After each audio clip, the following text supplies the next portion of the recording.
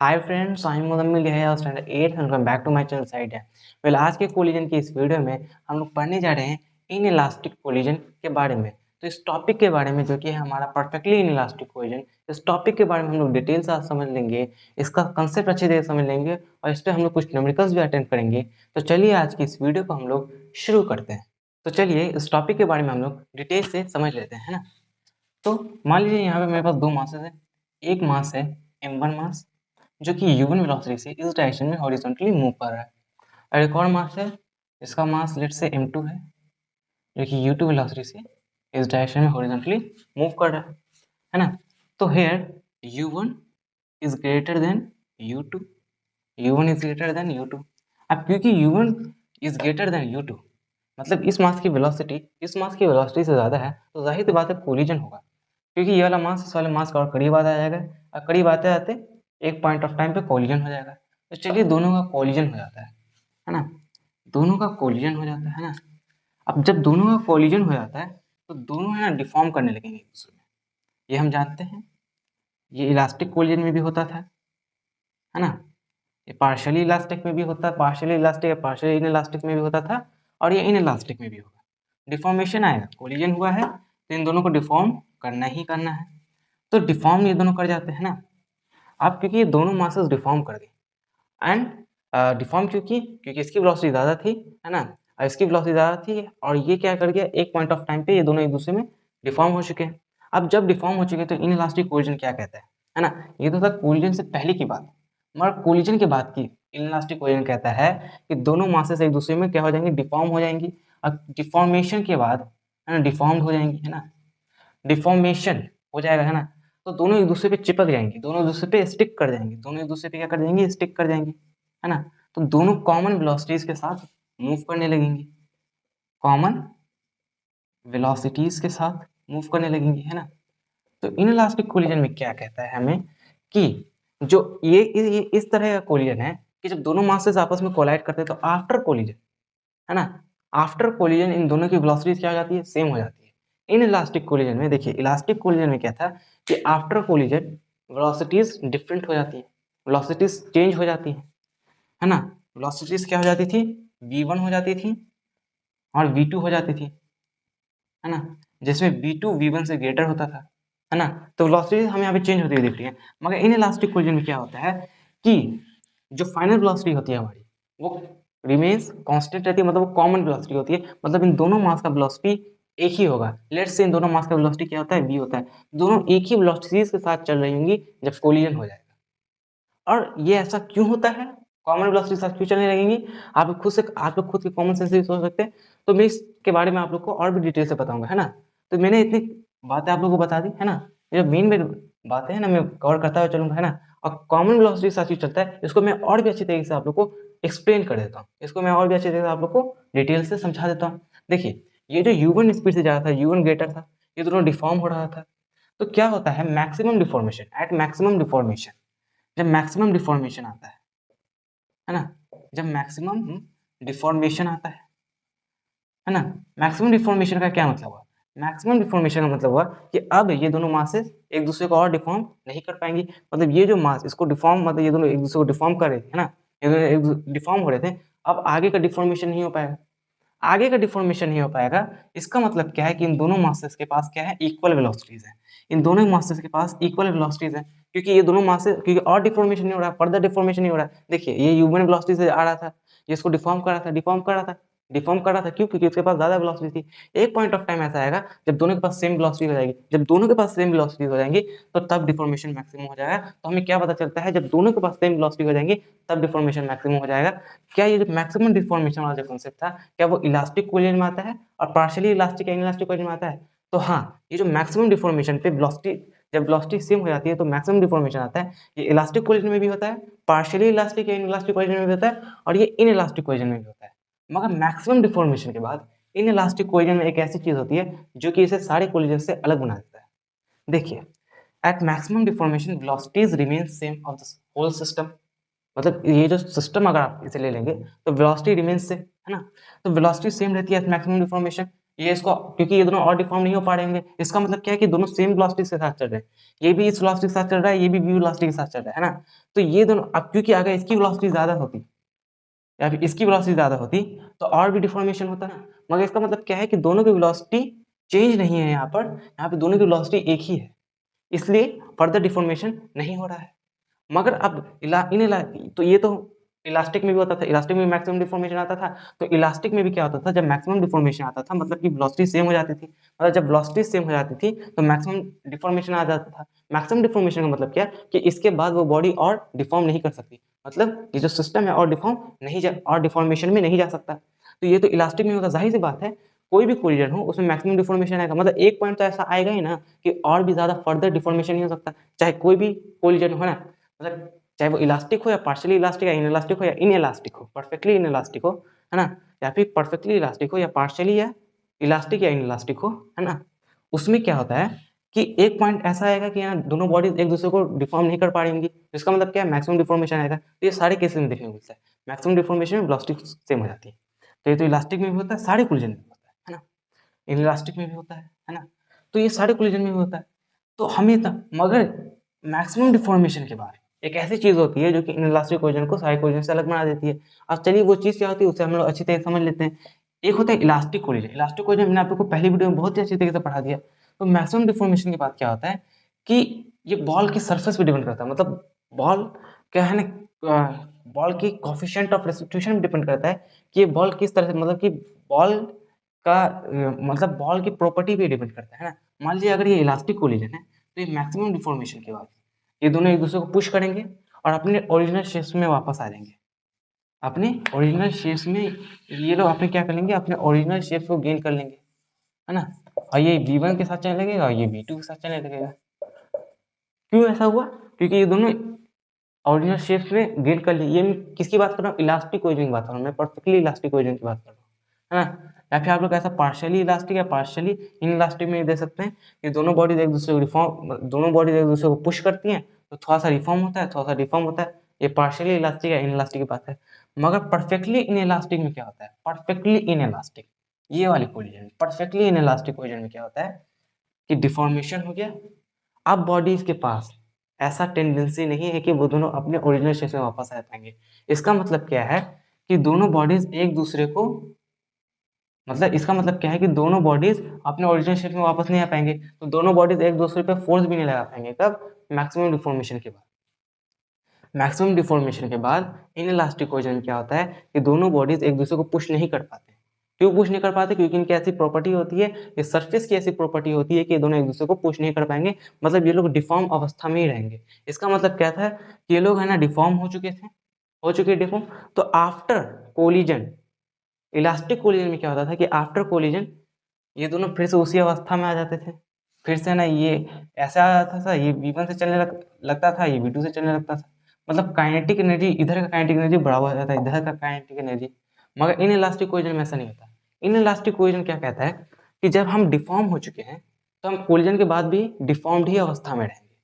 तो इसका मतलब क्या है कि मैक्सिमम डिफॉर्मेशन के बाद जब इन दोनों की वेलोसिटी सेम हो जाती है, जब मैक्सिमम डिफॉर्मेशन आ जाता है मतलब इन दोनों की वेलोसिटी v हो जाती है, मतलब सेम हो जाती है, तो मैक्सिमम डिफॉर्मेशन के बाद भी, मतलब बोले तो कोलिजन के बाद भी, मैक्सिमम डिफॉर्मेशन के वक्त हर कोलिजन की वेलोसिटी सेम हो जाती है। मगर इलास्टिक कोलिजन क्या होता है, मैक्सिमम डिफॉर्मेशन के वक्त इलास्टिक कोलिजन का वेलोसिटी सेम हो जाता है, मगर इलास्टिक कोलिजन यहाँ पे क्या गेम खेल लेता है कि मैक्सिमम डिफॉर्मेशन के बाद वो दोनों एक दूसरे को पुश करने लगते हैं और अपने ओरिजिनल स्टेट पे वापस आ जाते हैं, अपने ओरिजिनल स्टेट पे वापस आ जाते हैं, मतलब उनका वेलोसिटी चेंज हो जाता है ना।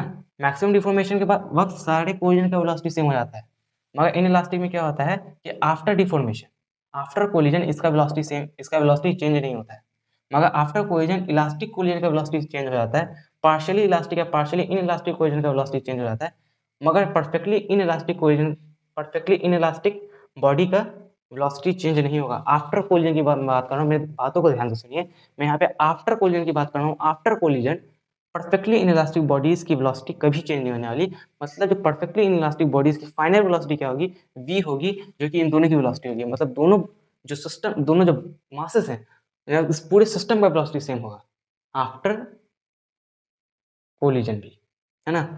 मगर आफ्टर कोलिजन अगर हम इलास्टिक कोलिजन की बात करते हैं, परफेक्टली इलास्टिक कोलिजन की बात करते हैं, तो after collision perfectly elastic collision की वेलोसिटीज चेंज हो रही होंगी। क्यों चेंज हो रही होंगी? क्योंकि उनकी ऐसी प्रॉपर्टी है, उनके पास ऐसी टेंडेंसी है कि वो लोग कोलिजन के बाद अपने ओरिजिनल शेप में वापस आ जाते हैं। अब क्योंकि वो अपने ओरिजिनल शेप में वापस आ रहे हैं, तो वो जो वेलोसिटी है वो चेंज होने लगेगी, है ना। मगर ये अपने ओरिजिनल शेप में वापस नहीं जा पा रहा है। अब क्योंकि ये अपने ओरिजिनल शेप में वापस नहीं जा पा रहा है, तो इसकी वेलोसिटी वही रहेगी। ये एक दूसरे को पुश नहीं कर रहे होंगे कोलिजन के बाद, क्योंकि ये दोनों तो अपने ओरिजिनल शेप में वापस जा नहीं सकते। पहले इलास्टिक कोलिजन में क्या होता था कि डिफॉर्मेशन हो गया, अब दोनों एक दूसरे को पुश करते हैं। मतलब क्रेजी बॉल देखिए ना, उसको आपने जमीन में पटका, है ना, डिफॉर्मेशन मतलब कि उसमें क्या होता है, डिफॉर्मेशन हुआ, है ना। मतलब कि क्रेजी बॉल ने कोई टेनिस बॉल लीजिए, उस जमीन में पटका, उसमें डिफॉर्मेशन आया आया एंड फिर से वो रिफॉर्म कर दिया, मतलब अपने आप को वो रिफॉर्म कर दिया, है ना। तो इसमें क्या होता है, ये अपने आप को रिफॉर्म नहीं कर पाता। मतलब कि जब वो डिफॉर्म कर रहा होता है तो डिफॉर्मेशन हो गया, मगर डिफॉर्मेशन के बाद इलास्टिक कोलिजन क्या करता है, वो दोनों बॉडीज एक दूसरे को क्या करती है, पुश करती हैं। अब पुश करती है तो दोनों एक वही अवस्था में आ जाते जैसे अवस्था में थे। मगर इन इलास्टिक कोलिजन में ऐसा नहीं होता, वो दोनों बॉडीज एक दूसरे को पुश नहीं करती हैं, वो दोनों बॉडीज एक दूसरे को मतलब कि वो दोनों रिफॉर्म नहीं हो पाती है। जब रिफॉर्म नहीं हो पाती, इसका मतलब क्या है कि दोनों एक दूसरे से सेपरेट नहीं हो पा रही हैं। इसका मतलब क्या है कि दोनों कॉमन वेलोसिटी के साथ दोनों को चलना पड़ता है। दोनों एक दूसरे से सेपरेट नहीं हो पाती है, क्योंकि ऐसी इनकी टेंडेंसी बिल्कुल नहीं है। दोनों एक ही वेलोसिटी के साथ चलना पसंद करते हैं, दोनों साथ-साथ चलना पसंद करते हैं। दोनों को एक ही वेलोसिटी पसंद है, दोनों को कॉमन वेलोसिटीज़ पसंद है डिफॉर्मेशन के बाद भी। इतना हम लोग समझ गए कि परफेक्टली इलास्टिक इक्वेशन में ये दोनों बॉडीज कॉमन वेलोसिटी के साथ चलने लगेंगी, एक दूसरे से स्टिक रहेंगी, एक दूसरे से चिपकी बढ़ेंगी, और फाइनल जो वेलोसिटी उन लोग की होगी वो उन लोग की एक ही वेलोसिटी होगी, जो कि होगी उन लोग की कॉमन वेलोसिटी। ये हमने समझ गया। मगर इलास्टिक परफेक्टली इलास्टिक इक्वेशन में ऐसा नहीं होता, क्योंकि मैक्सिमम डिफॉर्मेशन के बाद परफेक्टली इलास्टिक बॉडीज क्या करती हैं, एक दूसरे से सेपरेट हो जाती हैं, एक दूसरे अपने ओरिजिनल शेप को गेन कर लेती हैं। मगर ये अपने ओरिजिनल शेप को गेन नहीं करता है ना। तो परफेक्टली इलास्टिक इक्वेशन में हम क्या देखते थे, ये दोनों अपने ओरिजिनल शेप को गेन कर लेती थी, इसका वेलोसिटी कम हो जाता था और v2 का वेलोसिटी ज़्यादा हो जाता था, है ना। v1 का वेलोसिटी क्या हो जाता था, कम हो जाता था, v2 का वेलोसिटी ज़्यादा हो जाता था। मगर इन इलास्टिक कोलिजन में ऐसा बिल्कुल नहीं होगा, ऐसा बिल्कुल नहीं होगा, ऐसा बिल्कुल नहीं होगा इन इलास्टिक कोलिजन में कि दोनों का वेलोसिटी इस तरह से चेंज हो जाए, क्योंकि दोनों एक दूसरे से सेपरेट ही नहीं करेंगे, दोनों एक दूसरे को पुश नहीं करेंगे। कोलिजन के बाद दोनों मतलब कि मैक्सिमम डिफॉर्मेशन के बाद दोनों एक दूसरे को पुश नहीं करने वाले। अब क्योंकि दोनों एक दूसरे को पुश नहीं करने वाली, तो दोनों अपने ओरिजिनल शेप में वापस नहीं आ सकते, क्योंकि ऐसी इनकी टेंडेंसी नहीं है। इतना तो समझ गए। इस टॉपिक को मैंने बड़ी अच्छी तरीके से आपको समझाया है कि किस तरह से इनकी वेलोसिटीज सेम रहेंगी, इसकी वेलोसिटी सेम रहेंगी, इतना हम समझ गए। अब हम लोग दूसरे पॉइंट की ओर चलते हैं। चलिए, ये तो पहला पॉइंट हुआ कि वेलोसिटीज कॉमन नहीं, वेलोसिटी सेम रहेंगी। जो हमारा दूसरा पॉइंट है वो ये है कि इस पूरे सिस्टम का मोमेंटम क्या रहेगा, कंजर्व रहेगा। इस पूरे का सिस्टम का मोमेंटम क्या रहेगा, कंजर्व रहेगा। अब क्यों कंजर्व रहेगा, इस पूरे सिस्टम का मोमेंटम कंजर्व रहेगा? अगर हम इसे पूरा सिस्टम ले लें, तो इससे हम लोग पूरा सिस्टम लेते हैं, इस पे कोई भी एक्सटर्नल फोर्स नहीं लग रहा, और हमें पता है जब भी किसी भी सिस्टम पे एक्सटर्नल फोर्स ना लग रहा हो तो उसका मोमेंटम कंजर्व हो जाता है। अगर एफ एक्सटर्नल फोर्स 0 है तो मोमेंटम क्या हो जाता है, कंजर्व हो जाता है। अब मोमेंटम कंजर्व हो गया, क्या इंडिविजुअल पार्टिकल्स का मोमेंटम चेंज हो रहा होगा? हाँ, इंडिविजुअल पार्टिकल्स का मोमेंटम चेंज होगा, क्योंकि देखिए इसलिए चेंज होगा क्योंकि ये भी इस पे नॉर्मल लगा रहा होगा, है ना, ये भी इस पे नॉर्मल लगा रहा होगा, और ये भी इस पे क्या लगा रहा होगा, नॉर्मल लगा रहा होगा। मतलब दोनों एक दूसरे पे नॉर्मल रिएक्शन लगा देंगे, दोनों कांटेक्ट में, तो जाहिर सी बात है दोनों एक दूसरे पे नॉर्मल रिएक्शन लगा देंगे। तो जब दोनों एक दूसरे पे नॉर्मल रिएक्शन लगा रहे हैं तो क्या इन दोनों का मोमेंटम चेंज होगा? हाँ बिल्कुल, इन दोनों का मोमेंटम चेंज होगा। मगर ये जो नॉर्मल फोर्स लग रहा है वो इंटरनल फोर्सेज है, और हमें पता है इंटरनल फोर्सेज का प्रिंसिपल ऑफ कंजर्वेशन मोमेंटम पे कोई असर नहीं पड़ता। इंटरनल फोर्सेज का कोई वैल्यू नहीं है, जो वैल्यू है वो एक्सटर्नल फोर्सेज का है, जिसकी वजह से हम लोग ये निर्धारित करते हैं कि मोमेंटम कंजर्व रहेगा कि नहीं। तो यहाँ पे जो एक्सटर्नल फोर्स है वो 0 है, तो पूरे सिस्टम का मोमेंटम कंजर्व रहेगा। जो नॉर्मल लग रहा है वो इंटरनल फोर्सेज है ना। हम यहाँ पे पूरे सिस्टम की मोमेंटम की बात करें, इंडिविजुअल मासेस की मोमेंटम की बात नहीं कर रहे हैं।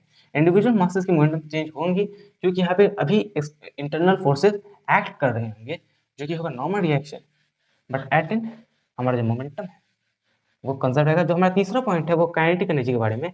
जो परफेक्टली इलास्टिक कोलिजन होता था उसमें इनिशियल काइनेटिक एनर्जी बराबर होती थी फाइनल काइनेटिक एनर्जी के। मतलब काइनेटिक एनर्जी क्या हो जाता था, क्या हो जाता था, मतलब इसका काइनेटिक एनर्जी इसके काइनेटिक एनर्जी बराबर हो जाता था, है ना, इसका काइनेटिक एनर्जी इसके काइनेटिक एनर्जी के बराबर हो जाता था। क्यों बराबर हो जाता था?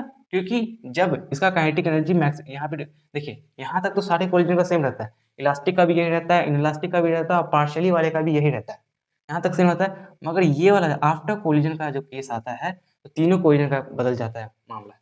इलास्टिक का मामला बदल जाता है। इलास्टिक का मामला इस तरह से बदल जाता है क्योंकि वो है ना अपने सारा काइनेटिक एनर्जी गेन कर लेता है। यहाँ पे काइनेटिक एनर्जी लॉस हुआ था, वहाँ पे गेन कर लिया। पार्शियली इलास्टिक या पार्शियली इन इलास्टिक का किस तरह से बदल जाता है कि थोड़ा काइनेटिक एनर्जी गेन किया, थोड़ा काइनेटिक एनर्जी वही डिफॉर्म्ड बॉल्स में रह गई, है ना। मगर इन इलास्टिक क्वेश्चन क्या रहता है, काइनेटिक एनर्जी लॉस हुआ तो वापस गेन नहीं होगा। वो काइनेटिक एनर्जी कहाँ चला गया, डिफॉर्मेशन करने में जो एनर्जी लगी ना उसी में चली गई। अब वो काइनेटिक एनर्जी गेन नहीं हो सकती, तो काइनेटिक एनर्जी तो लॉस रह गई। तो इसका मतलब क्या हुआ कि फाइनल काइनेटिक एनर्जी क्या हो गई, कम हो गई। तो इसका मतलब क्या हुआ कि इन इलास्टिक कोलिजन में फाइनल काइनेटिक एनर्जी क्या है, कम है। अब क्योंकि इन इलास्टिक कोलिजन में फाइनल काइनेटिक एनर्जी कम है तो हम लोग ये लिख सकते हैं इसकी इन इलास्टिक कोलिजन कुछ इनिशियल काइनेटिक एनर्जी होगी और फाइनल काइनेटिक एनर्जी कम है। फाइनल काइनेटिक एनर्जी कम है, इसका मतलब क्या हुआ, फाइनल काइनेटिक एनर्जी क्या है, कम है। अब फाइनल काइनेटिक एनर्जी क्या है, लो है। इनिशियल काइनेटिक एनर्जी हाई थी। अब जो इनिशियल काइनेटिक एनर्जी है वो फाइनल काइनेटिक एनर्जी से बड़ा है। तो इसका जाहिर से मतलब है कि फाइनल काइनेटिक एनर्जी का क्या हुआ था, लॉस हुआ था, तभी तो फाइनल काइनेटिक एनर्जी लॉस हुई। देखिए डिफॉर्मेशन आएगा तो वो हर कोलिजन में लॉस होता है। इलास्टिक कोलिजन में क्या होता है, क्या होता है इलास्टिक कोलिजन में, काइनेटिक एनर्जी गेन हो जाती है, दोनों अपने सेम पोजीशन पे आ जाते हैं, तो हम लोग काइनेटिक एनर्जी को कंजर्व कर देते हैं। ये वाला काइनेटिक एनर्जी बढ़ा हो जाता है, ये वाला काइनेटिक एनर्जी। पूरे पूरे प्रोसेस में काइनेटिक एनर्जी सेम नहीं होती इलास्टिक कोलिजन में। यहाँ पे तो सबकी काइनेटिक एनर्जी बदल बदल जाती है, मतलब इधर तो सबकी काइनेटिक एनर्जी लॉस हो जाती है, मगर इलास्टिक कोलिजन में ये वाली काइनेटिक एनर्जी बराबर हो जाती है ये वाली काइनेटिक एनर्जी के। आप लोग ये नहीं बोल सकते कि इलास्टिक कोलिजन में ये वाली काइनेटिक एनर्जी बराबर होती है इस वाली काइनेटिक एनर्जी के, और ये वाली काइनेटिक एनर्जी बराबर होती है इस वाली काइनेटिक एनर्जी, नहीं, सिर्फ ये वाली बराबर होती है इस वाली की, है ना। मगर इन इलास्टिक कोलिजन में क्या होता है, इन इलास्टिक कोलिजन में काइनेटिक एनर्जी लॉस हो जाता है। तो हम ये कह सकते हैं कि इनिशियल काइनेटिक एनर्जी बड़ा है फाइनल काइनेटिक एनर्जी के। अगर आपसे किसी ने ये कहा कि लॉस इन काइनेटिक एनर्जी निकालिए, लॉस इन काइनेटिक एनर्जी कितना होगा, लॉस इन काइनेटिक एनर्जी, तो लॉस इन काइनेटिक एनर्जी हो जाएगा initial kinetic energy minus final kinetic energy. आप लोग इस तरह इसको कुछ इस तरह समझ सकते हैं, लॉस इन काइनेटिक एनर्जी कितना हो जाएगा, लॉस बराबर हो जाएगा initial kinetic energy minus final kinetic energy. Initially ज़्यादा था काइनेटिक एनर्जी और फाइनली जाके कम हो गया। इसका मतलब क्या हुआ, लॉस हुआ। लॉस हुआ तो क्या इनिशियल काइनेटिक एनर्जी से फाइनल काइनेटिक एनर्जी घटा देंगे तो हमें पता चलेगा कितना काइनेटिक एनर्जी लॉस हुआ। मान लीजिए इनिशियल काइनेटिक एनर्जी था 100 जूल और फाइनल काइनेटिक हो जाएगा 90 जूल, तो जाहिर सी बात है यहाँ पे 10 जूल का घपला हुआ है। अब क्योंकि हमें 10 जूल का घपला हुआ है तो हमें कहा है कि लॉस इन काइनेटिक एनर्जी निकलिए, तो जाहिर सी बात है 100 जूल मतलब initial kinetic energy minus final kinetic energy कर देंगे जो कि होगा 90 जूल। तो यहाँ से पता चल जाएगा कि 10 जूल, है ना। ये मैंने आप लोगों को छोटा सा एग्जांपल दिया इस टॉपिक को समझाने के लिए। तो इतना तो हमने अच्छी तरीके से समझ लिया, वेलोसिटीज कॉमन हो जाएंगी, काइनेटिक एनर्जी का मामला समझ लिया और मोमेंटम का भी मामला हमने निपटा लिया, है ना। मोमेंटम का मामला निपटा लिया तो हमने क्या समझा कि चाहे वो परफेक्टली इनइलास्टिक कोलिजन हो या पार्शियली इलास्टिक या पार्शियली इनइलास्टिक कोलिजन हो, काइनेटिक एनर्जी लॉस हो जाता है। मतलब कि काइनेटिक एनर्जी लॉस हो जाता है, इसका मतलब क्या है कि इनिशियल काइनेटिक एनर्जी बड़ा होता है फाइनल काइनेटिक एनर्जी से। किन किन केसेस में, परफेक्टली इलास्टिक कोलिजन में और पार्शियली इलास्टिक या इनइलास्टिक कोलिजन में। परफेक्टली इनइलास्टिक कोलिजन में तो आपको पता है कि एनर्जी लॉस हुआ तो लॉस हुआ, तो इससे इनिशियल काइनेटिक एनर्जी बड़ा है फाइनल काइनेटिक एनर्जी के, है ना। और पार्शियली पार्शियली इलास्टिक या इनइलास्टिक में क्या होता है, पार्शियली इलास्टिक में थोड़ा काइनेटिक एनर्जी गेन करता है बेचारा और थोड़ा काइनेटिक एनर्जी लॉस कर देता है, मतलब थोड़ा सा रिफॉर्म होता है। ये मैंने आप लोग को पहली वीडियो में अच्छी तरीके से बता रखा था काइनेटिक एनर्जी के बारे में, मगर मैं फिर से आप लोग को है ना दोहरा दे रहा हूँ। वैसे मुझे ये सब बताने की कोई ज़रूरत है नहीं, मगर मैं फिर से दोहरा दे रहा हूँ कि आपको रिवाइंड हो जाए। मैं फिर से इसको आप लोग को रिवाइंड करा दे रहा हूँ, है ना। मैंने ये सब आपको पहले ही बता रखा है कि थोड़ा सा रिफॉर्म हुआ, थोड़ा सा डिफॉर्म हुआ। इसका मतलब क्या हुआ कि अभी भी काइनेटिक एनर्जी थोड़ा तो लॉस है, मतलब इनिशियल काइनेटिक एनर्जी से अभी भी थोड़ा तो कम ही है, तभी ना अभी थोड़ा सा काइनेटिक एनर्जी अभी भी लॉस में है ना। इसका मतलब क्या हुआ कि इनइलास्टिक कोलिजन में, परफेक्टली इनइलास्टिक कोलिजन में इनिशियल काइनेटिक एनर्जी बड़ा होगा और पार्शियली इलास्टिक या पार्शियली इनइलास्टिक कोलिजन में भी इनिशियल काइनेटिक एनर्जी बड़ा होगा फाइनल काइनेटिक एनर्जी से, क्योंकि दोनों ही केसेस में काइनेटिक एनर्जी लॉस हो रहा है। और ज़्यादा काइनेटिक एनर्जी कहाँ लॉस हो रहा है, परफेक्टली इनइलास्टिक कोलिजन में कि पार्शियली इनइलास्टिक या पार्शियली इलास्टिक कोलिजन में। जाहिर सी बात है ज़्यादा काइनेटिक एनर्जी लॉस हो रहा है परफेक्टली इनइलास्टिक कोलिजन में, है ना। क्योंकि ये दोनों इसलिए सबसे ज़्यादा काइनेटिक एनर्जी लॉस हो रहा है परफेक्टली इनइलास्टिक कोलिजन में, क्योंकि ये दोनों कंप्लीटली डिफॉर्म्ड है, कंप्लीटली डिफॉर्म्ड है। और पार्शियली इलास्टिक या पार्शियली इनइलास्टिक में थोड़ा थोड़ा काइनेटिक मतलब थोड़ा सा एनर्जी का लॉस इसलिए हो रहा है क्योंकि ये लोग थोड़ा एनर्जी गेन भी कर लेते हैं कोलिजन की बात, कोलिजन के बाद ये लोग थोड़ा एनर्जी गेन भी कर लेते हैं और थोड़ा एनर्जी लॉस भी कर देते हैं। मतलब इनके पास थोड़ा एनर्जी, थोड़ा काइनेटिक एनर्जी गेन हो चुका होता है मगर थोड़ा काइनेटिक एनर्जी लॉस हो चुका होता है।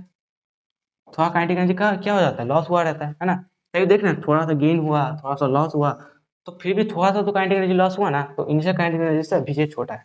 इतना हम लोग समझ गए कि परफेक्टली इलास्टिक या पार्शियली इलास्टिक या पार्शियली इनइलास्टिक में काइनेटिक एनर्जी का लॉस होता है। सबसे ज़्यादा लॉस होता है परफेक्टली इनइलास्टिक पोजीशन में। इतना मैंने आपको अच्छी तरह से बता दिया। अब हमारा एक आखिरी कंसेप्ट बचा है, वो है ई का कंसेप्ट, जो कि होता है v velocity of separation by velocity of approach, है ना। ई का कंसेप्ट है जो कि velocity of separation by velocity of approach होता है।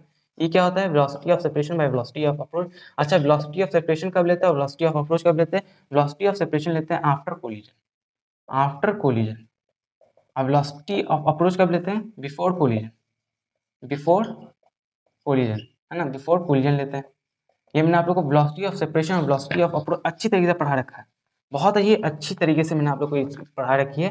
तो अगर आप लोगों ने पहली वाली वीडियो नहीं देखी तो जाके देख लीजिए, डिस्क्रिप्शन बॉक्स में उसका लिंक है, या फिर आप लोग यूट्यूब पे डायरेक्ट सर्च करके भी देख सकते हैं। तो चलिए टॉपिक पे वापस आते हैं, वो है वेलोसिटी ऑफ सेपरेशन और वेलोसिटी ऑफ अप्रोच। अब बताइए परफेक्टली इनइलास्टिक कोलिजन के लिए ई की वैल्यू क्या होगी? परफेक्टली इनइलास्टिक कोलिजन के लिए, तो परफेक्टली इनइलास्टिक कोलिजन के लिए ई की वैल्यू होती है 0। कैसे 0? देखिए, ना तो देखिए velocity of separation after collision और velocity of approach before collision ले रहे हैं, तो आप लोग यहाँ पे देख सकते हैं कि जो वेलोसिटी ऑफ सेपरेशन है इधर, इधर जो वेलोसिटी ऑफ सेपरेशन है वो सेपरेट, ये तो सेपरेट कर ही नहीं रहा है। यहाँ पे ना तो अप्रोच हो रहा है, यहाँ तो ना तो सेपरेट कर रहा है। तो यहाँ पे क्या है? वेलोसिटी ऑफ सेपरेशन क्या हो जाएगा? इधर इधर वेलोसिटी ऑफ सेपरेशन 0 हो जाएगा।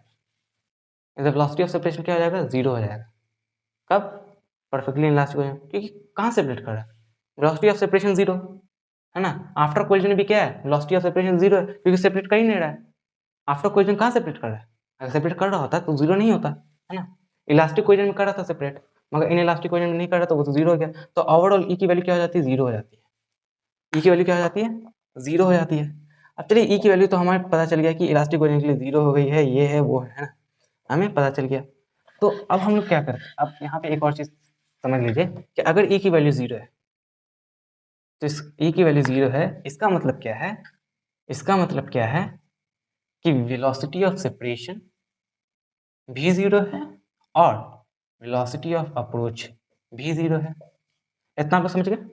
एक और चीज नोट कर लीजिए कि अगर ई की वैल्यू 0 है, तो इसका मतलब ये कतई नहीं कि दोनों चिपके हुए हैं, दोनों चिपके हुए हैं, है ना, दोनों चिपके हुए हैं।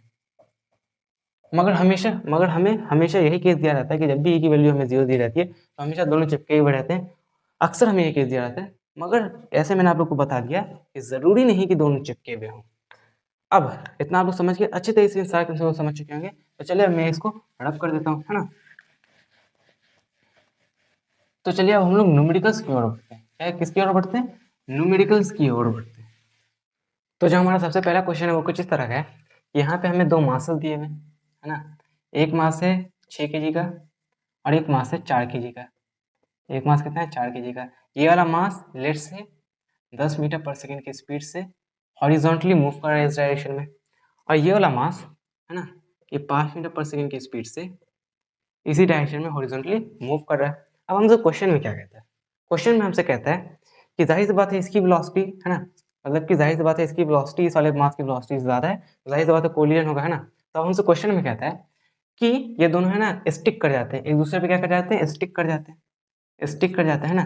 तो ये दोनों सेम वेलोसिटी के साथ, मतलब एक कॉमन वेलोसिटी के साथ चलने लगते हैं, स्टिक कर जाते हैं। जाहिर सी बात है ये हमें इनइलास्टिक कोलिजन का केस दिया हुआ है ना, जाहिर सी बात है कोलिजन होगा, ये दोनों क्या कर जाते हैं? स्टिक कर जाते हैं। अब क्योंकि ये दोनों स्टिक कर जाते हैं, तो ये दोनों एक कॉमन वेलोसिटी अटेन कर लेते हैं।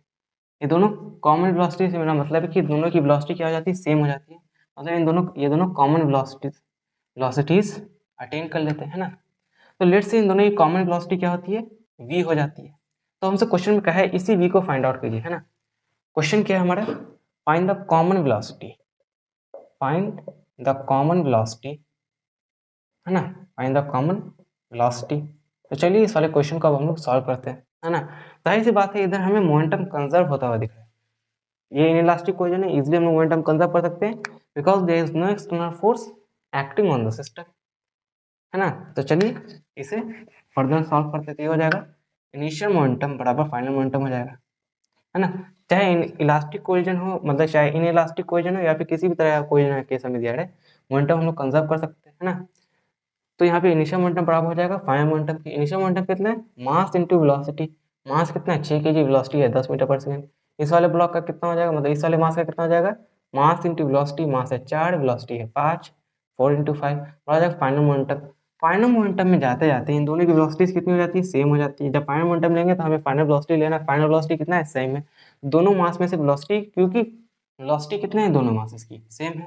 फाइनल मोमेंटम के लिए हमें कौन सी वेलोसिटी चाहिए, कॉमन वेलोसिटी चाहिए, क्योंकि कॉमन वेलोसिटी ही फाइनल वेलोसिटी है। तो फाइनल वेलोसिटी कितनी हो जाएगी, v हो जाएगी। तो दोनों मासेस में से v कॉमन ले लेंगे, तो अंदर कितना बचेगा, 6 + 4 मतलब m + m, है ना। तो इधर कितना बच गया, 6 + 4, तो ये हो जाएगा 60 + 20, ये हो जाएगा 80, बड़ा हो जाएगा v इंटू 6 + 4 कितना होता है, 10 होता है ना, 10v, है ना, 10 इंटू v। यहाँ से ये 0 से 0 गया तो v बराबर हो गया 8 मीटर पर सेकेंड। ये तो बहुत ही ईजी सा क्वेश्चन था। अब हमसे क्वेश्चन में आगे क्या कहता है, आगे क्वेश्चन का पार्ट क्या है वो सुनिए। अब हमसे कहता है loss in kinetic energy, loss in kinetic energy क्या होगा। तो मैंने अभी आप लोग को रिसेंटली डिटेल से बताया कि आखिर लॉस इन काइनेटिक एनर्जी क्या होता है। वो होता है initial kinetic energy minus final kinetic energy.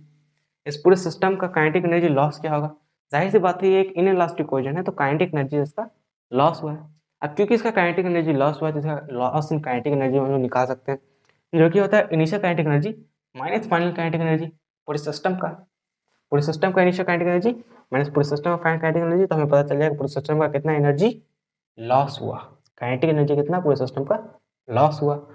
तो इनिशियल काइनेटिक एनर्जी कितना हो जाएगा पूरे सिस्टम का, हाफ इंटू एम कितना है 6 इंटू यू स्क्वायर कितना है, इनिशियल काइनेटिक एनर्जी के लिए इनिशियल वेलोसिटी चाहिए, यू है 10 मीटर पर सेकंड, तो हो जाएगा 10 इंटू 10 प्लस इसका kinetic energy half into 4 into 5 का स्क्वायर मतलब 5 इंटू 5। तो ये तो हो गया हमारा initial kinetic energy. Minus minus क्या करेंगे अब हम लोग, माइनस कर देंगे final kinetic energy. Final final kinetic energy कितना हो जाएगा, हाफ वी स्क्वायर कॉमन ले लेंगे दोनों मासेस में से, इधर क्या बचेगा 6 + 4, मतलब हाफ वी स्क्वायर कॉमन ले सकते हैं, हाफ तो कॉमन आएगा ही आएगा। ये इन दोनों की वेलोसिटी कितनी है, सेम है, इन दोनों का v कितना हो जाएगा, सेम हो जाएगा, है ना। तो दोनों में से हाफ वी स्क्वायर कॉमन ले सकते हैं, तो दोनों का मास बचेगा, और दोनों का मास कितना अंदर कितना बचेगा, सिर्फ दोनों का मास बचेगा, क्योंकि हाफ वी स्क्वायर दोनों से कॉमन ले लिया जा चुका है। तो चलिए इतना हमें सब कुछ आता है। अब ये जो पूरा है ना, मतलब ये जो पूरा जो इसमें से हम लोग हाफ कॉमन ले सकते हैं, तो चलिए हाफ कॉमन ले सकते हैं, हाफ कॉमन ले लिया। अंदर क्या बचा हमारा, ये 6 इंटू 10 इंटू 10 ये हो गया 600 प्लस 4 इंटू 5 इंटू 5 ये कितना हो गया हमारा 100 प्लस 600 प्लस 100, है ना। ये इतना हो गया हमारा, है ना। माइनस माइनस क्या हो जाएगा, 6 + 4 इंटू वी स्क्वायर हो जाएगा 10v स्क्वायर, है ना। ये 600 प्लस 100 को कितना लिख सकते हैं, 700 लिख सकते हैं, 700 लिख भी दिया। Minus 10v square, minus 10v square, है ना, minus 10v square, we square हमारा कितना था, v कितना था हमारा 8 था, तो वी स्क्वायर कितना हो जाएगा 8 इंटू 8 जो कि होता है 64, तो वी स्क्वायर इंटू 64, है ना। तो 10 इंटू 64 कितना हो जाएगा 640, ये जाएगा हमारा 640, है ना। इधर हमारा क्या बचा, हाफ इंटू 700 में से 640 जाएगा कितना हो जाएगा 60, हाफ इंटू 60 कितना हो जाएगा 30। तो फाइनली जो हमारा आंसर आया वो कितना आया, 30 जूल आया। तो loss in kinetic energy final कितना हुआ, 30 जूल। ये तो बहुत ही ज़्यादा हलवा सा सवाल था। अब हम लोग नेक्स्ट क्वेश्चन की ओर बढ़ते हैं, जो कि अच्छा क्वेश्चन है। तो चलिए नेक्स्ट क्वेश्चन की अब हम लोग फर्दर प्रोसीड करते हैं।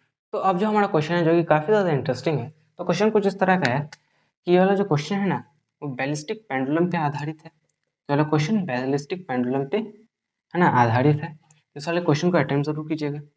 तो जो क्वेश्चन है वो कुछ इस तरह का है कि यहाँ पे हमें एक पेंडुलम दिया हुआ है। अब ये जो पेंडुलम है जिसका मास कितना है 5 kg का, जो कि इक्विलिब्रियम में, इसमें है इक्विलिब्रियम में, है ना। ये 5 kg का है, इसका मास भी हमें पता चल गया वो कितना है 5 kg का, सब कुछ एकदम शांति से चल रहा था। मगर यहाँ पे एक बुलेट आ जाता है ना, वो बुलेट इन दोनों को, मतलब इस पेंडुलम को शांति से जीने नहीं देता है। अभी बुलेट जो आ रहा होता है तो इसकी इनिशियल जो वेलोसिटी होती है, इसकी इनिशियल वेलोसिटी कितनी होती है, यू होती है, जो कि इस डायरेक्शन में मूव कर रहा होता है। ये बुलेट आ रहा होता है, इसका मास कितना है, इसका मास है 25 ग्राम। अगर इसको केजी में कन्वर्ट करें तो कुछ इस तरह का होगा कि 0.025 kg, इसको अगर केजी में कन्वर्ट करेंगे तो 0.025 kg इसका मास होगा, है ना। अब क्योंकि ये इनिशियल वेलोसिटी यू से आ रहा था, जाहिर सी बात है कोलिजन हो जाता है, और एक पॉइंट ऑफ टाइम पे ये बुलेट इस पेंडुलम में पेनिट्रेट कर जाता है। ये बुलेट इस पेंडुलम में क्या कर जाता है, पेनिट्रेट कर जाता है। अब क्योंकि कोलिजन हो गया, कोलिजन हो गया, है ना, कोलिजन हो गया, कोलिजन के बाद ये दोनों सेम वेलोसिटी के साथ मूव ऑन करने लगते हैं, इन दोनों की वेलोसिटी कितनी हो जाती है, सेम हो जाती है, दोनों एक दूसरे से क्या हो जाते हैं, स्टिक हो जाते हैं। अब ये इसमें जाके इम्बेड कर गया, जाहिर सी बात है सेम वेलोसिटी के साथ मूव करने को ये हम लोग ये दिखेगा हमको, है ना। तो अब क्योंकि ये दोनों मूव कर रहे हैं, आप दोनों साथ में मूव कर रहे हैं, तो ये जो पेंडुलम है जो कि पहले यहाँ पर था, अब ये पेंडुलम यहाँ पर आ गया, ये कितना उड़ गया, 10 सेंटीमीटर ये उड़ गया, ये 10 सेंटीमीटर उड़ गया। अब ना तो सिर्फ ये पेंडुलम आया, इसके साथ साथ ये बुलेट भी आया, क्योंकि ये जो बुलेट था उस पेंडुलम में पेनिट्रेटेड था, मतलब उस पेंडुलम में ये बुलेट घुसा हुआ था, तो जहाँ ये बुलेट जाएगा वहीं ये जहाँ ये पेंडुलम जाएगा वहाँ ये बुलेट भी जाएगा, तो दोनों साथ में जाएंगे। अब सिर्फ पेंडुलम नहीं गया, अब दोनों साथ में गए, और दोनों साथ में कितना गए, 10 सेंटीमीटर। दोनों कितना राइज अप किए, दोनों कितना उठे, दोनों कितना राइज किए, दोनों कितना डिस्प्लेस किए, 10 सेंटीमीटर। कितना सेंटीमीटर, 10 सेंटीमीटर, है ना। और दोनों साथ में गए, है ना, दोनों साथ में, मतलब बुलेट और ब्लॉक दोनों। अब हमसे क्वेश्चन में क्या कहता है, हमसे क्वेश्चन में कहता है ये यू वेलोसिटी फाइंड आउट कीजिए, जिस वेलोसिटी के साथ ये बुलेट आ रहा था, इसकी इनिशियल वेलोसिटी फाइंड आउट कीजिए। तो क्वेश्चन हमसे कहता है find the initial velocity of, find, है ना, फाइंड द इनिशियल वेलोसिटी, है ना, find the initial velocity of the bullet, of the bullet, है ना। तो चलिए इसकी इनिशियल वेलोसिटी को हम लोग फाइंड आउट करते हैं। तो चलिए, है ना, पहले से हम लोग क्या कर सकते हैं, यहाँ पे हम लोग मोमेंटम को सबसे पहले कंजर्व कर सकते हैं। मोमेंटम को कैसे कंजर्व करेंगे, आप कहिएगा एक्सटर्नल फोर्स तो लग रहा है, नीचे mg लग रहा है और ऊपर टेंशन लग रहा है, एक्सटर्नल फोर्सेस कैसे कंजर्व होंगे। तो जाहिर सी बात है ऊपर टेंशन लग रहा है, नीचे mg लग रहा है, तो ये जो जितना भी एक्सटर्नल फोर्स है वो वाई डायरेक्शन में, एस डायरेक्शन में नहीं है, तो मोमेंटम को हम लोग एस डायरेक्शन में कंजर्व कर सकते हैं। पी बराबर हो जाएगा पी एफ के। इनिशियल मोमेंटम कितना हो जाएगा, मास इंटू वेलोसिटी, मास कितना है 0.025 इंटू वेलोसिटी, वेलोसिटी है u, प्लस इसका मोमेंटम तो जीरो हो जाएगा, इनिशियल मोमेंटम इसका जीरो हो जाएगा, फाइनल मोमेंटम क्या आ जाएगा, फाइनली ये दोनों कॉमन वेलोसिटी के साथ चलने लगेंगे, इन दोनों की वेलोसिटी को हम लोग कॉमन ले लेते हैं, अंदर क्या बचेगा m प्लस m, मतलब कि कितना हो जाएगा 5 kg प्लस 0.25 kg, मतलब 0.025 kg, 5 kg प्लस 0.025 kg, है ना। तो ये कितना हो जाएगा 0.025 इंटू यू बराबर हो जाएगा v इंटू, ये कितना हो जाएगा 5 प्लस 0.025 कितना होता है 5.025, है ना। तो v बराबर हमारा यहाँ निकल गया 0.025 बाई 5.025, इस पॉइंट से ये पॉइंट कट जाएगा, यहाँ पे u है ना। तो हमारा अब हम लोग क्या कर सकते हैं, यहाँ पे काट सकते हैं ना, ये कितना है, ये पॉइंट से पॉइंट कट गया, है ना, न्यूमरेटर में पॉइंट से, डिनोमिनेटर भी पॉइंट से कट गया, है ना। तो इधर ऊपर कितना बचा 25 बचा, नीचे बचा 5025, तो इस 25 से इस 5025 को काटेंगे तो कितना बचेगा, हो जाएगा 2 0 और ये 1, तो कितना हो गया हमारा, कितना हो गया हमारा फाइनल वेलोसिटी, मतलब कि कॉमन वेलोसिटी हमारा कितना आ गया, मतलब जिस कॉमन वेलोसिटी के साथ दोनों मूव करेंगे कोलिजन के बाद, है ना। इलास्टिक कोलिजन में क्या होता है कि हमें कोलिजन के बाद भी दोनों एक ही वेलोसिटी के साथ मूव करते हुए हमें दिखते हैं, मतलब एक ही वेलोसिटी के साथ हमें मूव करते हुए नजर आ रहे होते हैं, एक ही वेलोसिटीज के साथ मूव कर रहे होते हैं, है ना। तो चलिए इतना हमें समझ में आ गया। तो कॉमन वेलोसिटी हमारा हो गया u/201, इतना हमें समझ में आ गया, है ना। बड़ा ही अजीब सा नंबर है मगर फिर भी ठीक है। तो इतना v हमारे निकल गया। अब हमें क्या कर सकते हैं इस बुलेट की इनिशियल वेलोसिटी को निकालने के लिए, देखिए मोमेंटम पहले कंजर्व कर दिया, v कॉमन वेलोसिटी हमारा निकल गया, यहाँ तक हमें v निकालना था, हमारा काम हो गया। अब हम क्या कर सकते हैं, यहाँ से लेके यहाँ तक हम लोग कुछ कर सकते हैं। इधर क्या है, इधर नीचे mg भी लग रहा है, ऊपर टेंशन भी लग रहा है, नीचे mg भी लग रहा है, ऊपर टेंशन भी लग रहा है। तो अब आप लोग को ये चीज़ पता होगा, work done by total forces, work done by total forces कितना होता है, वो बराबर हो सकता है आपके चेंज इन काइनेटिक एनर्जी के, चेंज इन काइनेटिक एनर्जी के, है ना। तो work done by total forces change in kinetic energy जो कि बराबर होता है kf minus ki, kf minus ki। देखिए चेंज का मतलब ये होता है फाइनल माइनस इनिशियल, ये मैंने आप लोग को पहले ही बता रखा है, फाइनल माइनस इनिशियल, चेंज को हम लोग डेल्टा से डिनोट करते हैं। तो work done by total force होगा चेंज इन काइनेटिक एनर्जी। यहाँ पे टोटल फोर्सेस कितने हैं, एक तो टेंशन है एक फोर्स, तो वर्क डन बाय टेंशन, एक तो mg है, एक तो वर्क डन बाय mg, बराबर हो जाएगा kf माइनस ki के, है ना। वर्क डन बाय टेंशन कितना हो जाएगा, वर्क डन बाय टेंशन 0 हो जाएगा। अब आप पूछिएगा वर्क डन बाय टेंशन आपने 0 कैसे कर दिया, वर्क डन बाय टेंशन मैं कह रहा हूँ 0 होगा, तो ये 0 होगा, ये इसलिए होगा क्योंकि देखिए वर्क डन कितना होता है f dot ds cos theta, मतलब कितना होता है force into displacement into cos theta, है ना, f dot ds cos theta. इधर जो फोर्स है ये टेंशन इस तरह से फोर्स है और ये डिस्प्लेसमेंट हो रहा है, तो फोर्स और डिस्प्लेसमेंट के बीच का जो एंगल है वो 90 डिग्री है। और हम सबको पता है कि कॉस 90 डिग्री कितना होता है, कॉस 90 डिग्री होता है 0।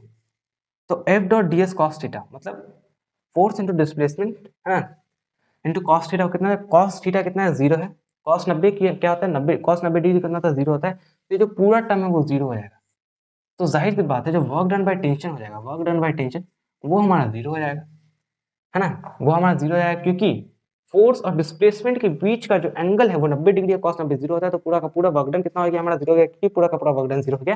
तो work done by total forces में हमें टेंशन का वर्क डन जोड़ने की कोई जरूरत नहीं है, क्योंकि टेंशन का वर्क डन तो ऑलरेडी ही 0 है। इतना हमें समझ में आ गया। चलिए अब हम लोग फर्दर प्रोसीड करते हैं।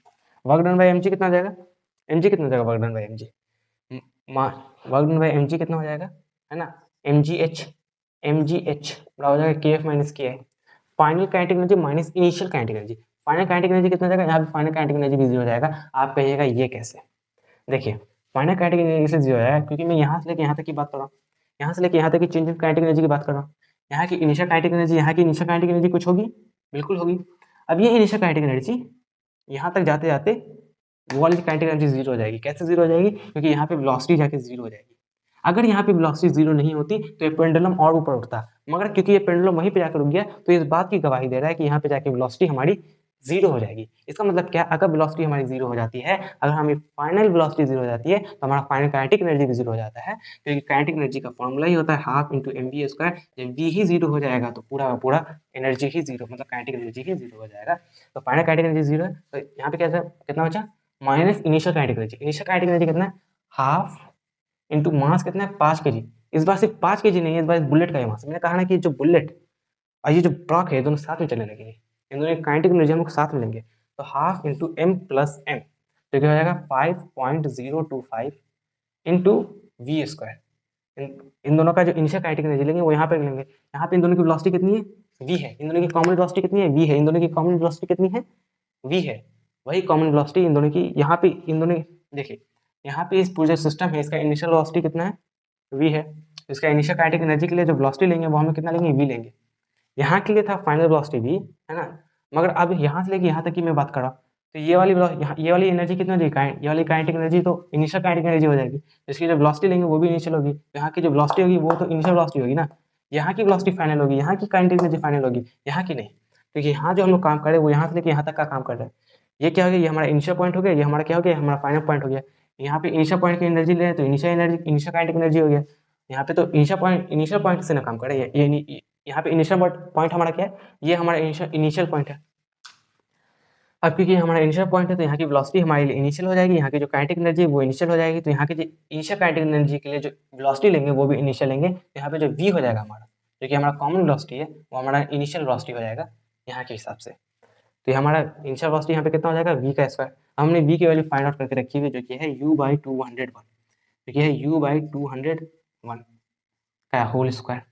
हमने जानबूझ के वी की वैल्यू इसलिए फाइंड आउट की थी, इसलिए मोमेंटम कंजर्व करके हमने वी की वैल्यू निकाली थी। सिर्फ टाइम पास करने के लिए हमने ये काम नहीं किया था, हमने वी की वैल्यू इसलिए निकाली थी u/201 के फॉर्म में, ताकि हमारा u निकल जाए। हमें क्या निकालना है, u निकालना है। वी से हमें अभी कोई मतलब नहीं है, हमें u से मतलब है, तो हमारा क्या निकल जाएगा, u निकल जाएगा, जो कि बड़ी ही अच्छी बात है। इसलिए हमने वी की वैल्यू इतनी निकाली थी। ये mgh है। चलिए अब mgh का काम कर लेते हैं। यहाँ पे मास कितना है, यहाँ पे पूरे सिस्टम का मास लेंगे। मैंने अभी तो बताया 5.025 पूरे सिस्टम का मास ले रहे हैं। 5.025 इंटू एच कितना है, कितना मीटर उठा था, 10 सेंटीमीटर। तो हाइट कितना होगा इसका, 10 सेंटीमीटर, और 10 सेंटीमीटर को अगर मीटर में कन्वर्ट करेंगे तो कितना हो जाएगा, 0.1 मीटर।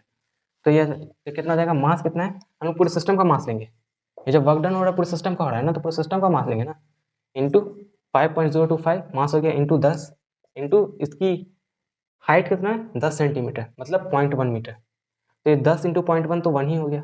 ये पूरा कितना हो गया, ये 1 हो गया, ये हमारा 1 हो गया। और ये जो पूरा वर्क डन हो रहा है, ये जो mgh हो रहा है, इसको हम लोग माइनस में लेंगे, क्योंकि वर्क डन कितना हो रहा है, नीचे हो रहा है, नीचे की तरफ हो रहा है। क्यों हो रहा है, ये g कितना लग रहा है, g नीचे लग रहा है ना, तो पूरा माइनस में चला जाएगा। हमें क्या पता चलता है कि वर्क डन बाई mg कहाँ चला गया, माइनस में चला गया। और ये कितना हो जाएगा 5.025 इंटू 1। इस 5.025 से ये 5.025 कट जाएगा, मतलब यहाँ से ये वाला मास और यहाँ से ये वाला मास कटता हुआ दिख रहा है। बड़ा ही आसान हो गया अब तो हमारे लिए, ये माइनस से ये माइनस कट जाएगा। आपको पता चला ना कि मैंने वर्क डन बाई mg, मतलब वर्क डन बाई mg को माइनस में क्यों लिया, क्योंकि जी तो नीचे की तरफ लग रहा है, तो पूरा वर्क डन कहाँ से हो जाएगा, है ना, माइनस में चला जाएगा। वर्क डन कहाँ चला जाएगा, माइनस में चला जाएगा, नीचे की ओर लग रहा है ना, नीचे की ओर लग रहा है तो कहाँ चला जाएगा, माइनस में चला जाएगा, है ना। तो इतना आप लोग समझ गए। इधर कितना बचा, 1 बचा। अब इधर हम लोग फर्दर प्रोसीड कर देते हैं, इसमें मिटा देता हूँ, है ना, इसमें मिटा देता हूँ। इधर हमारा क्या बचा है, ये माइनस कट गया, ये 5.025 से ये 5.025 कट गया। अब इधर हमारा बचा u/201 का स्क्वायर बराबर हो गया 2 के, है ना। तो यू स्क्वायर बराबर हो गया 2 इंटू 201 का स्क्वायर, 2 इंटू 201 का स्क्वायर। अब दोनों तरफ रूट लगा देंगे, है ना। ये स्क्वायर से ये रूट कट जाएगा, ये स्क्वायर से ये रूट कट जाएगा। तो u बराबर कितना हो गया, √2 इंटू 201। ये 201 के स्क्वायर से रूट कट गया था, है ना। तो फाइनली u हमारा कितना आ गया, 201 इंटू √2 मीटर पर सेकेंड। तो फाइनली हमारा इतना आंसर आ गया। तो फाइनली जो हमारा इनिशियल वेलोसिटी था वो कितना हो गया, 201 इंटू √2 मीटर पर सेकेंड। मैं आशा करता हूँ कि आप लोग को यह वीडियो बहुत ज़्यादा पसंद आया होगा। अगर आप लोग को इसको और भी फर्दर कैलकुलेट करना है, हमारी इतनी वेलोसिटी तो आ गई, अब आप लोग को इसको और भी फर्दर कैलकुलेट करना है, तो लीजिए मैं और कर देता हूँ। √2 की वैल्यू कितनी होती है, 1.14 ऐसे ही कुछ करके होती है ना। तो √2 की वैल्यू मैं अप्रॉक्स ले लेता हूँ, 1.4 में ले सकता हूँ। अप्रॉक्स वैल्यू कितनी होती है √2 की, 1.4, है ना। इसे आप लोग फर्दर कैलकुलेट करना चाहते हो तो और कर सकते हो, हो जाएगा 201 इंटू 1.4, जो कि हो जाएगा 201, ये कितना हो जाएगा 4.4 इंटू, है ना, 201, ये हो जाएगा 281.4 मीटर पर सेकेंड। तो u की अप्रॉक्स वैल्यू कितनी आ गई, 281.4 मीटर पर सेकेंड। वैसे अच्छा रहेगा कि आप लोग ऐसे में ही छोड़ दें, है ना। अब इसकी वैल्यू 1.4 हमने ले ली, आप लोग 1.41 भी ले सकते थे, 1.414 भी ले सकते थे, मगर मैंने अप्रॉक्स ले लिया 1.4 √2 की वैल्यू। आप लोग चाहे तो इसको ऐसे में ही छोड़ सकते हैं और चाहे तो फर्दर कैलकुलेट कर सकते हैं जैसे मैंने किया, है ना। तो है ना, बेहतर रहेगा कि ऐसे ही छोड़ दें, है ना। तो चलिए आज की वीडियो हमारी खत्म होती है। हमने अच्छे अच्छे क्वेश्चंस भी कर लिए, पहला वाला क्वेश्चन किया, दूसरा वाला ये वाला क्वेश्चन किया, ये वाला क्वेश्चन बहुत ज़्यादा मुझे अच्छा लगा। तो चलिए आज के लिए सिर्फ इतना ही। मैं आशा करता हूँ कि आप लोग को आज का ये वाला वीडियो बहुत ज़्यादा पसंद आया होगा। अगली जो वीडियो हमारे आने वाली है वो आने वाली है कोएफिशिएंट ऑफ रेस्टिट्यूशन पे आने वाली है ना। कोएफिशिएंट ऑफ रेस्टिट्यूशन पे आने वाली है। तो हमारे चैनल के साथ बने रहिए, हमारे चैनल को सब्सक्राइब कर सकते हैं, हमारे इस वीडियो को लाइक और शेयर कर सकते हैं। मिलते हैं नेक्स्ट वीडियो में, तब तक के लिए keep learning, keep studying and keep growing.